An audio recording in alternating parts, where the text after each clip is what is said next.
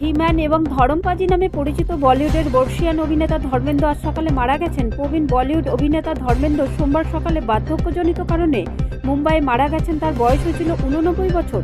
সোমবার প্রবীণ অভিনেতা ধর্মেন্দ্র বাড়ির কাছে একটি অ্যাম্বুলেন্স দেখা যাওয়ার পর নিরাপত্তা জোরদার করা হয়। তার স্বাস্থ্যগত উদ্বেগের মধ্যে দেওয়াল পরিবারকে অ্যাম্বুলেন্স সহ পবন হংসের উদ্দেশ্যে রওনা হতে দেখা যায়।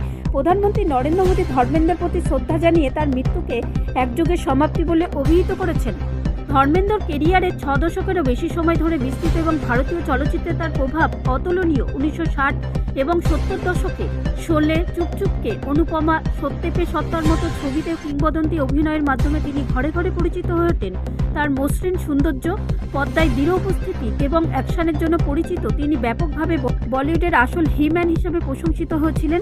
গুরুতর স্বাস্থ্য সংকটের সাথে লড়াই করার পর ধর্মেন্দ্র পর্দায় একটি শক্তিশালী প্রত্যাবর্তন করেছেন, কারণ তার আসন্ন ছবি 21-এর নির্মাতারা একটি নতুন ট্রেলার প্রকাশ করেছেন। বলিউডের হিম্যান এর আইকনিক কণ্ঠস্বর ফিরে এসেছে এবং নতুন ঝলক অবশ্যই ভক্তদের আনন্দিত করেছে। ধর্মেন্দ্রর হাসপাতাল থেকে ছাড়া পাওয়ার 12 দিন পর নতুন ট্রেলারটি প্রকাশিত হয়েছে।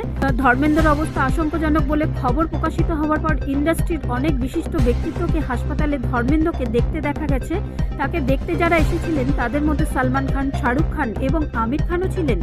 চলচ্চিত্র জগতের সদস্যরা এবং ভক্তরা এই খবরে শোক ও স্মৃতিচারণের প্রতিক্রিয়ায় জানিয়েছেন তার ক্যারিশমাটি, পর্দায় উপস্থিতি এবং ভারতীয় সিনেমার গভীর অবদানের কথা স্মরণ করেছেন।